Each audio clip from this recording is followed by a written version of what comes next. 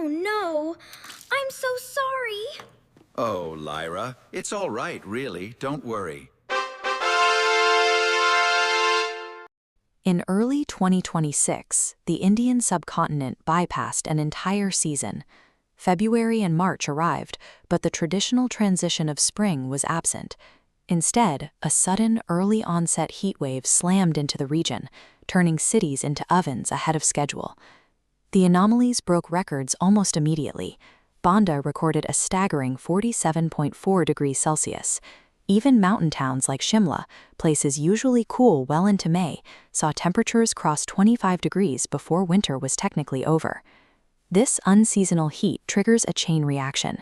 Millions of people suddenly turn on air conditioners and cooling systems, stretching urban power grids past their maximum capacity. Rolling blackouts follow during peak daylight hours, exactly when hospitals and essential services need electricity the most. Out in the rural plains, the timing is catastrophic for agriculture. Winter-sown crops like wheat and mustard are in their crucial grain-filling stage. Hit with a sudden spike in temperature, they face terminal heat stress, causing the grains to shrivel before they can be harvested. The data shows a permanent shift in the seasonal calendar. This skipped spring creates a recurring threat to the very baseline of India's food and water security. This map shows the atmospheric root of the crisis, the failure of the western disturbances. Normally, these east-moving winds carry moisture from the Mediterranean across northern India. By late 2025, these currents were severely subdued, starving the region of its expected winter rain. Without that winter rain, the soil loses all its moisture. In a healthy cycle, damp soil evaporates water into the air, creating a natural cooling effect. With dry soil, incoming solar heat absorbs directly into the earth, causing rapid and intense surface warming. The dryness extends northward into the Himalayas, resulting in a severe lack of winter snow cover. High-altitude peaks that should be completely blanketed are instead left with bare, exposed rock. Snow acts as a massive thermal mirror. Scientists refer to this as albedo, a measure of how much sunlight a surface reflects. A healthy layer of mountain snow reflects 80 to 90% of incoming solar radiation back into space. When that snow cover shrinks, the dark, exposed rock absorbs the radiation. This generates localized warming, which melts the remaining snow even faster. It creates a closed loop of escalating heat that alters atmospheric pressure systems over the entire region. The downstream effect is immediate. Because there is very little snow to melt in the spring, the critical river networks that flow down from the mountains lose their volume. Hydroelectric reservoirs deplete, crippling power generation precisely when cooling demands peak. Small disruptions in wind patterns and mountain reflectivity have triggered a cascading failure across the physical environment, forcing a need for rapid defensive measures. Humans aren't the only ones suffering under this new climate regime. The combination of intense heat and rapidly degrading habitats pushes regional plant and animal life closer to mass extinction.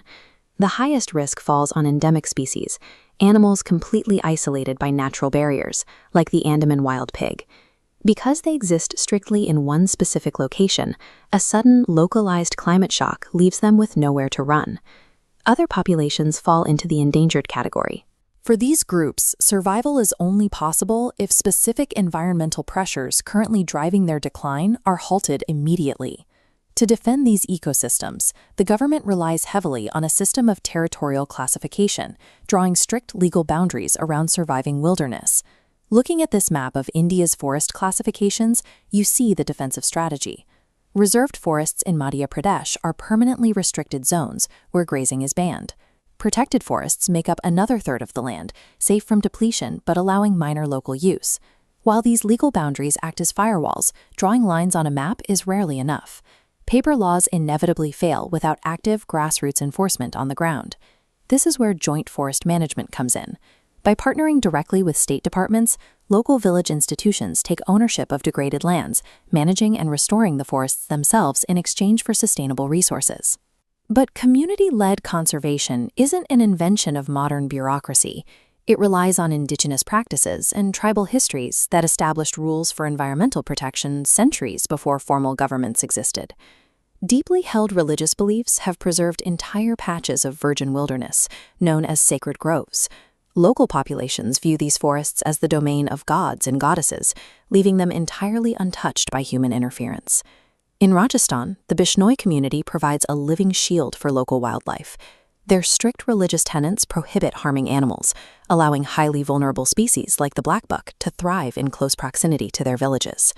When cultural reference for nature is backed by modern management frameworks, the resulting ecological shield is far more resilient than government regulations alone. The reality is that extreme heat is now the primary driver of drought across the subcontinent. Managing this requires immediate, systemic adaptation across every level of society. In agriculture, farmers are accelerating the switch to heat-tolerant varieties of wheat and mustard. To keep those crops alive without draining the dropping water tables, fields are pivoting away from floodwatering to highly efficient micro-irrigation systems. In the cities, local governments are deploying heat action plans to manage the public health fallout. This involves setting up dedicated cooling centers and utilizing AI models to predict which vulnerable neighborhoods will be hit hardest on any given day. Practical safety measures are becoming mandatory. Outdoor labor for construction and agriculture is heavily restricted to early morning hours to avoid the midday sun. Simultaneously, municipalities are strictly enforcing winter rainwater harvesting to retain whatever moisture falls. History shows that collective action works when survival is on the line. Decades ago, the women of the Chipko movement successfully halted the destruction of Himalayan forests by literally placing their bodies between trees and axes. We cannot control the changing atmospheric winds or force the winter snow to fall, but by fiercely protecting our ecological boundaries and rapidly adapting our human infrastructure, we can secure a path to survival in this hotter, harsher climate regime.